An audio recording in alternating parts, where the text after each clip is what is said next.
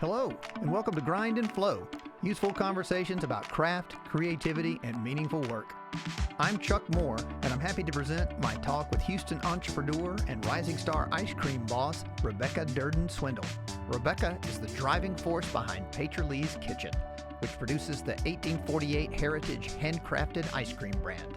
In a moment, you'll hear Rebecca explain the story behind these brand names and why this endeavor is such a compelling expression of deep family bonds, Black history, culinary heritage, and of course, Rebecca's own remarkable drive and curiosity. I'm a sucker for ice cream. I'm also a sucker for great branding, which ideally I think should come from a compelling story and or passion, and Rebecca's got both.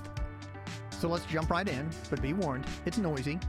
We were in an industrial kitchen space as Rebecca, mother of two, tells about launching such a surprisingly complex new business, holding down a demanding corporate job, and finding time for self-care. Enjoy. So you are a superwoman. I hate that term. You are a superwoman and you're never scared, ever. I am a superwoman, and superwoman does get scared. Sometimes fear can be debilitating. It could keep you from doing the thing that you're meant to do and that you're purposed to do. You'll talk yourself into something because of fear, and you could also talk yourself out of something because of fear. But you know what I've learned in my 30 plus years of working? Do it scared. Do it scared. What's the worst that can happen? You won't be scared when you finish, you'll be relieved. I didn't know a thing about this business until I got into it. And sometimes I get a little afraid, like, what am I doing? What have I done? What have I gotten myself into? But I've learned in everything that I've ever started in my career, in my life, just to do it scared. My name is Rebecca Dirden Swindle, and I am the founder and owner of Patriot Lee's Kitchen, Handcrafted Heritage Ice Cream. I make super premium ice cream, and I also create flavors that represent the African diaspora. So everything from the Horn of Africa through Brazil to the Caribbean to the American South. If we brought it, I just represented an ice cream. The significance of the name of that business is that Patriot Lee Stubbs is my great-grandmother's name, and I look exactly like her. So in keeping with the traditions of my family and the creation of this brand, with everything being handmade, handcrafted, and handed down, I thought it apropos to name my business after her. So tell me about the significance of 1848. 1848 is significant because it was the year that Edmund Albius was freed as a slave. And who is Edmund Albius? Edmund Albius is a 12-year-old slave on the island of Reunion, which now today is modern-day Madagascar. He invented hand pollination of the orchid plant. Vanilla beans they're a bean that sprouts from an orchid plant. And when God made the vanilla orchid, he put it in Mexico. However, as that plant was removed out of its native land, those who removed it were unable to actually produce or sprout a bean. The plant would grow, but a bean would not result. And a young 12-year-old slave by the name of Edmund Albius invented hand pollination. And he was able to actually produce the first vanilla bean outside of its native Mexico on the island of Reunion, which now is modern-day Madagascar, which is where bourbon vanilla beans come from. He was then, of course, trotted all around that part of the world to teach other slaves how to do the same. And so I actually believe he's single-handedly responsible for the worldwide production of the vanilla bean. So Edmund Albius was freed in 1848. Of course, he was freed penniless, largely unknown. And so I thought it apropos to bring some significance to that story. It is not only very important to me and the brand, but it's also very important to one of the most, if not the most popular flavor in the world of ice cream, which is vanilla. I started doing ice cream 2 years ago, actually, when my children love ice cream, but I really got tired of buying a brand of ice cream that they liked. And once I started making it for them, then it became making it for my family and family members. Then it became making it for my neighbors and neighborhood. Then I was really getting into it at this point, and it became, it started to take over my home kitchen. And my husband said, you know, this doesn't look like it's a hobby anymore. It actually looks like it's a business. So I commenced to developing my business and getting licensed, and got myself started 2 years ago. And I've been loving every minute of it ever since. Only a few years in, and Rebecca's already got an acclaimed gourmet brand on her hands. Early on, she took home the People's Choice Award and the Rookie Award from, hope I get this right, the Rodeo Uncorked Roundup and Best Bites competition in Houston. It's an international food and wine event I'm just learning about and absolutely have to attend at some point. And looking now at her website, I can see why she was recognized. That's plk1848.com, by the way, a site that tantalizes with flavors like buckshot, sugar mama, pineapple habanero sorbet, and, love the sound of this, a tribute to Prince called Dirty Mind. It's a blackberry custard with splashes of Merlot and Melomel wine, along with bits of brownie, white chocolate, and walnuts. Oh my goodness, I want to know how she got here. How did she take this from a hobby in her kitchen to what surely must be a path to the big leagues? Oh, wow. The learning curve for me was learning how to categorize and enumerate tasks in a different way.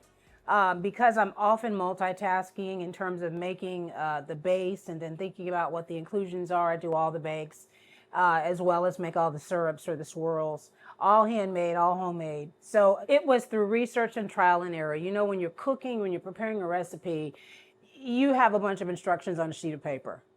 And you could follow those instructions to the T and produce a product that tastes really icky, or doesn't taste quite right, or isn't exactly what you had envisioned, or doesn't look like the picture. You have to try and fail. And I tried and failed a lot until I got one basic base created to my standards that was fully balanced, had the right flavor, and had the appropriate amount of butter, fat, and sugar. So you have to try a lot, you have to fail a lot, and you learn from those failures, and you hopefully don't ever repeat them again because they can be quite expensive. And you also test a lot. I do have I call them my kitchen cabinet of taste testers. People who will tell me the truth, even when I don't want to hear the truth. What does it taste like? What's the mouthfeel? What's the texture? So what was the scariest and or costliest mistake you've made in this journey? Well, let's start with the scariest. The scariest mistake that I believe that I have made was trusting someone else to prepare a recipe, because I was multitasking doing something else. That was the scariest thing. It was also quite costly because we had to throw out the entire batch. So what do you take away from that, delegating it to someone else? I believe in the power of delegation. Delegation works. However, to effectively delegate, you got to ensure two things. One, that you've had effective communication. People like to say, I'm a great communicator. Okay, well, what does that really mean? Hearing is one thing, listening is another. Hearing means you can hear sounds, your ears work. Listening means you're actively hearing and you're also interpreting and comprehending. It's a physical thing, listening, because you're paying attention, you're alert. Something happens with your eyes when you're really listening, and something even happens on the inside with your heart when you're really listening. So effective communication does require the ability to listen effectively and then to comprehend. And then you also have to make sure that your filters are not getting in the way. Are you or were you a naturally good listener, or did you have to learn that skill? As a child, I was read to, and I learned then to listen, because I would, of course, hear the story and imagine. I couldn't understand the words at that time. However, I learned how to listen for effective communication through trial and error, working with people, working with humans. It was a skill that I had to develop as a leader. If I was going to be good at being a leader, I had to learn how to listen to people, not just hear what they're saying, but listen with some intention. And so I not only operate and I function with intention. I get up every day with an intention. What is my intention today? To be fabulous? Yes. But what is my intention today? To be effective, to be a good partner to my husband, to be a great mother to my children, to be an example to people who were coming behind me because I had great examples. Those are things that I get up every day and think about. But I had to learn how to fine-tune certain skills as a leader, and those were effective communication, verbal and written, as well as my listening skills. Do you have any filters or way to break down feedback you don't agree with? Well, I first deal with my emotional response to the feedback. I'm going to deal with me first. First of all, why am I emotional? Where is this emotion coming from and why is it here? This person had nothing to do with this emotion. They just said some words. So I deal with me first. I find out what's going on with me first. And then once I find out what's going on with me, then I can process and deal with the words that were spoken. There's no emotion in it after that. I can just respond in the best way possible. But the first thing is you got to deal with your own feelings about it, because something caused those feelings. Might not be those words. It might be something else that triggered them. And it's okay to say, thank you for your feedback. However, that's not true. Or thank you for your feedback. You're exactly right. We messed up. We could do better. In fact, here's what we're going to do. And then once you apologize, lay out what you're going to do differently next time. I found that people are willing to give you a chance to do that because they want to make sure they're going to hold you accountable, even when you can't hold yourself accountable to what you said you were going to do. That is whether you're talking to your children and you're being a good parent, whether you're being a good partner with your mate, or whether you're in corporate America. People are going to hold you accountable. Your words are going to begin to determine who you are and determine what that perception is. Your actions are always speak louder than those words. That's why you gotta say what you're gonna do and then do what you say. What does self-care look like to you? Ooh, right now, vacation. Self-care for me is stopping. Just taking the time to stop, turning the phone off, turning the sound down in my life, and just stopping. So that would mean I'm going to go to sleep. I'm going to eat something really nourishing and really delicious food, feed my body. I'm going to feed my soul. So that means I'm going to pray, I'm going to meditate, or just listen to music, preferably gospel music. I'm probably going to either enjoy a spa experience at home, or I'm going to treat myself to a spa experience because I love spa experiences. So for me, self-care is literally shutting it down. Sometimes you just got to unplug it. Unplug it. Turn off the phone. If I have to turn off the cable box so that I have no internet, I will do that. And I have been known to do that. There you have it.